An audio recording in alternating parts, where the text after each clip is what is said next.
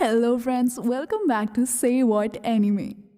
Eugene और मर Siena के पोर्ट्रेट की तरफ देखने लगते हैं। मर बताती है कि ये जो पोर्ट्रेट में सिएना की स्माइल है वो फेक है। मर बताती है कि मैं सिएना से काफ़ी कॉन्वर्जेशंस किया करती थी उनकी पर्सनालिटी कॉपी करने के लिए। मैंने उनसे ये भी पूछा था कि जबकि आप हमेशा उदास रहती हो, आप इस फोटो में अपनी स्माइल क्यों दिखाना चाहती हो। सिएना बताती है कि अगर कोई तस्वीर यहाँ दीवार पर अगले काफ़ी जनरेशन्स तक रहने वाली है तो फोटो में स्माइल दिखाना ज़्यादा अच्छा होगा। यूजीन ये सुनकर मर को सिंपैथी दिखाकर उसका सर थपथपाने की कोशिश करता है, पर मर उसका हाथ हटाकर कहती है कि अपनी लाइन मत क्रॉस करो। मैं चाहे कितनी भी छोटी क्यों ना हूँ, मैं यहाँ 200 साल से हूँ।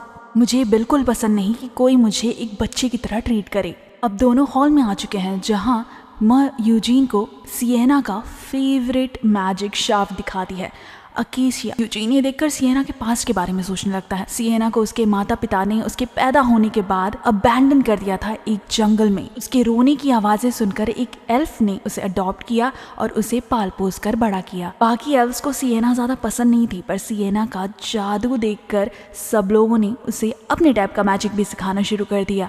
ये जो अकेशिया वॉन्ड है ये एल्फ के द्वारा गिफ्ट दिया गया था सिएना को। इसके जैसा एक और मैजिक शाफ्ट है, ब्लड मैरी। ब्लड मैरी अब तीनों कैप्टन में से एक कैप्टन के पास है जिन्होंने किंग ऑफ इनकार्सनेशन के साथ कॉन्ट्रैक्ट साइन किया है, जिसका नाम है काउंट एडमिन। 300 साल पहले ब्लड मैरी के ओनर थे ग्लिच, जो यही इंसान है जिसने हेमल की हत्या की थी। यूजीन पूछता है क्या मैं ये स्टाफ होल्ड कर सकता हूँ। मर कहती है ज़रूर। पास में काफ़ी मजिशियंस ने इस स्टाफ को होल्ड करने की कोशिश की थी, पर इसने सबको रिजेक्ट कर दिया था। ये सिर्फ मैडम सिएना को अपने ओनर की तरह एक्सेप्ट करता है। यूजीन स्टाफ पकड़कर उसमें अपना माना डालने लगता है, लेकिन स्टाफ उसे तुरंत रिजेक्ट कर देता है। मर कहती है कि आपको सिएना काफ़ी पसंद होगी, क्योंकि जितनी बार मैं सिएना के बारे में बात करती हूँ आपकी आंखें चमकने लगती हैं। यूजीन कहता है कि मुझे सिर्फ पुरानी कहानियाँ पसंद हैं। इसके बाद मर यूजीन को एक म्यूजियम जैसी जगह पर ले जाती है जहाँ पर चारों हीरोज के हॉलोग्राम्स बनाए हुए हैं। मर बताती है ये मैडम सिएना की एक्सट्रैक्ट की हुई मेमोरीज हैं जो उन्होंने यहाँ पर छोड़ दी हैं। सबसे बीच में जो हैंडसम मैन खड़ा है वो है वर्मट, उनके बगल में है अनीसे, उनके दूसरे साइड खड़ा है मलोन और ये है हेमल। यूजीन कहता है हेमल तो काफी हैंडसम है। मर ये सुनकर यूजीन को जज करना चालू कर देती है। थोड़ी देर बाद मर यूजीन को विचक्राफ्ट ले जाती है जहाँ वो बताती है कि विचक्राफ्ट एक टेक्निक है जिसमें माना सर्कल के अंदर ऑप्टिमाइज किया जाता है और इस तरह उसकी मैजिक की पावर एम्पलीफाई की जाती है। यूजीन को कुछ भी नहीं समझ आता। वो बोलता है मैं ये विचक्राफ्ट पढ़ूं कैसे। मर कहती है कि अपनी आंखें बंद करो और अपना माना इस विचक्राफ्ट में डालो।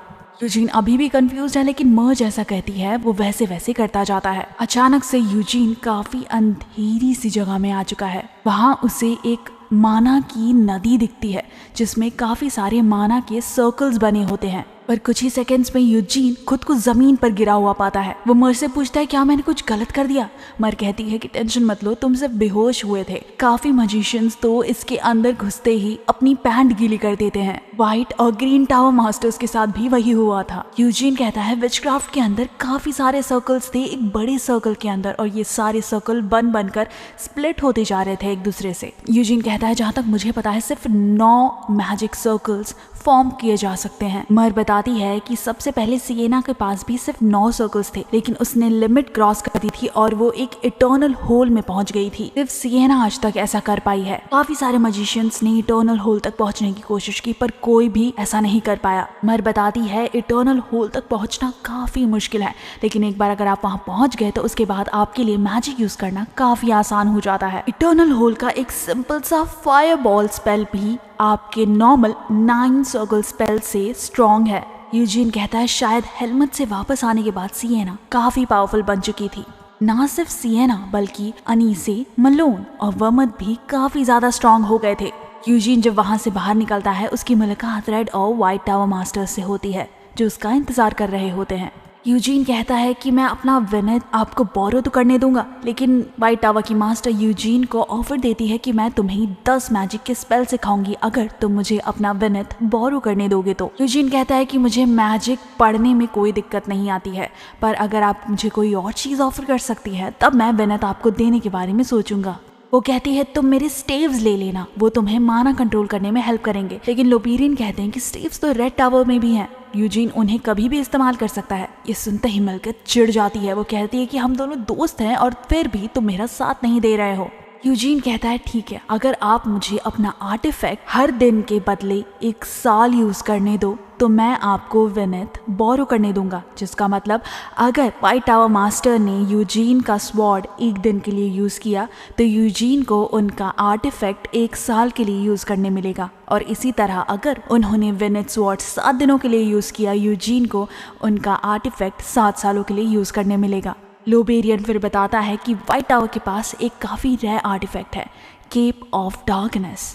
यूजीन कहता है केप ऑफ डार्कनेस क्या है? लोबेरियन बताता है ये केप आपका मैजिक अटैक दूसरे डायरेक्शन में भेज सकता है। ये आपको 5th tier circle magic attack से भी बचा सकता है। और इसके अंदर सब स्पेस भी है, जिसका मतलब यूजीन इसके अंदर अपने वेपन्स भी स्टोर करके रख सकता है। यूजीन कहता है कि मैं ये केप रख लूंगा, इसके बदले मैं आपको विनेथ स्वॉर्ड दे दूंगा, लेकिन उससे पहले मुझे अपने पिता से परमिशन लेनी पड़ेगी। मिल्कित यूजीन को केप नहीं देना चाहती, पर आखिरकार उसे मानना ही पड़ता है। दूसरे दिन यूजीन बताता है कि मेरे पिता को कोई एतराज नहीं है आपको विनेथ स्वॉर्ड बोरो करने के लिए देने के लिए, और जब मैं आपको स्वॉर्ड दूं यहाँ पर एक लायन हार्ट सुपरवाइजर प्रेजेंट होना चाहिए। मिल्कित अपना क्लोक ऑफ डार्कनेस पहनकर खड़ी है, यूजीन को दिखाते हुए कि कितना कूल दिख रहा है। यूजीन कहता है कि ये क्लोक मुझ पे ज्यादा अच्छा लगेगा। मिल्कित पूछती है कि सुपरवाइजर कौन है? यूजीन बताता है कि पेट्रियार्क के छोटे भाई यानी गियान। 1 साल पहले गियान ने अपनी फैमिली का ब्लैक ऑर्डर ज्वाइन किया था, जो पेट्रियार्क से भी काफी ऊपर का ऑर्डर है। मिल्कित बताती है कि मुझे लायन हार्ट फैमिली का गार्डियन ऑर्डर बिल्कुल नहीं पसंद। थोड़ी देर में वहाँ लायन हार्ट की गाड़ी भी पहुंच जाती है, लेकिन यहाँ यूजीन को झटका लग जाता है। लायन हार्ट की गाड़ी से सबसे पहला इंसान जो उतरता है वो है सील। सील कहती है कि मॉम का बर्थडे आने वाला है, इसलिए मैं उनके लिए गिफ्ट लेने आई हूँ, लेकिन मैं साथ तुमसे भी मिलने आई थी। सील के पीछे उतरते हैं गियान लायन हार्ट, उसके पीछे एक बुजुर्ग आदमी खड़े होते हैं। यूजीन उनको देख के ही समझ आता है कि ये इंसान भाले काफी अच्छी तरह से यूज कर सकता है। उसके पीछे उतरता है एक मैजिशियन, उसके पीछे आती है एक औरत, जिसको देखकर यूजीन समझ जाता है कि ये हैंड टू हैंड फाइट में काफी अच्छी है, और उसके कपड़े देखकर समझ आ रहा है कि ये काफी हाई पोजीशन पे काम करती है। जैसे ही वो आगे आती है, लोबेरियन उसका स्वागत करता है। वो यूजीन को देखकर पूछती है क्या तुम ही यूजीन लायन हार्ट हो? यूजीन घुटनों पर आकर कहता है हाँ। इसके बाद वो औरत अपना इंट्रोडक्शन देती है। इनका नाम है कार्मेन लायन हार्ट। ये है गिलियड की आंटी, जिसका मतलब ये सील और यूजीन की ग्रैंड आंट है। अंदर जाकर सारे मेंबर्स टेबल पर बैठ जाते हैं। कार्मेन लायन हार्ट इससे पहले रहे पेट्रियार्क की छोटी बहन है। उन्होंने कभी भी शादी नहीं की और वो मेन फैमिली के घर में ही रहती हैं। वो ब्लैक नाइट ऑर्डर की 3rd कैप्टन है। दूसरे हैं नेथन लायन हार्ट, जो 3rd लीजन के वाइस कैप्टन हैं, और ये ब्रांच्ड फैमिली से आते हैं। दूसरे हैं पलागो लायन हार्ट, जो एक मैजिशियन है और ये भी 3rd लीजन से आते हैं। ये रेयर मैजिक ब्रांच फैमिली से आते हैं। वो कॉन्ट्रैक्ट पढ़ते हैं जिसमें लिखा है कि जितने दिनों के लिए मिल्कित वो स्वॉर्ड रखेगी उतने सालों के लिए यूजीन उनका केप यूज करेगा, और अगर इस प्रोसेस में विनेथ डिस्ट्रॉय कर दिया गया तो मिल्कित को उस चीज की फीस पे करनी होगी।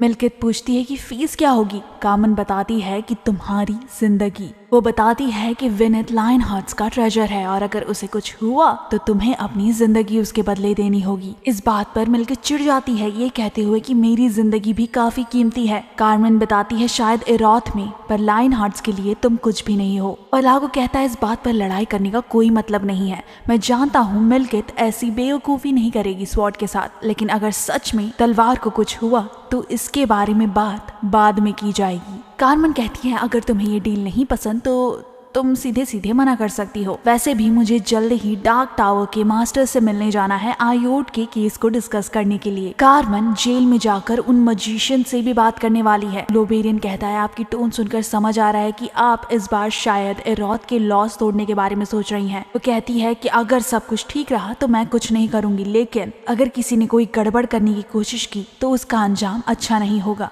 क्योंकि इस इंसिडेंट की वजह से लायन हार्ट का नाम खराब हुआ है। डार्क मेज मास्टर को इसके लिए जरूर पे करना होगा।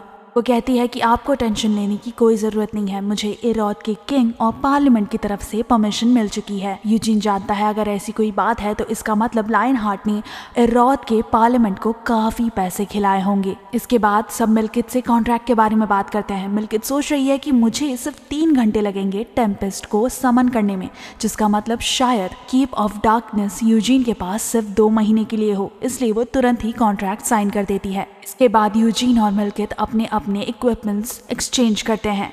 यूजीन जब केप पहनता है तो कारमेन कहती है कि ये केप एक डार्क नाइट पे ज्यादा अच्छा लगेगा। इसके बाद सील यूजीन से वो केप ट्राई करने के लिए मांगने लगती है। जैसे ही वो उसे पहनती है वो कहती है कि इस केप के बीचों बीच लायन हार्ट का सिंबल काफी अच्छा लगेगा। ये सुनते ही मिल्कित चिढ़ जाती है और ये कहने लगती है कि मैं तुम्हें ये हमेशा के लिए नहीं दे रही हूँ, मैं ये तुम्हें सिर्फ बोरो करने के लिए दे रही हूँ, तो इसे बर्बाद करने के बारे में सोचना बंद करो। यही खत्म होता है आज का एनीमे एक्सप्लेनेशन। मिलते हैं नेक्स्ट एपिसोड में, तब तक लाइक, कमेंट, शेयर, सब्सक्राइब करना ना भूलें।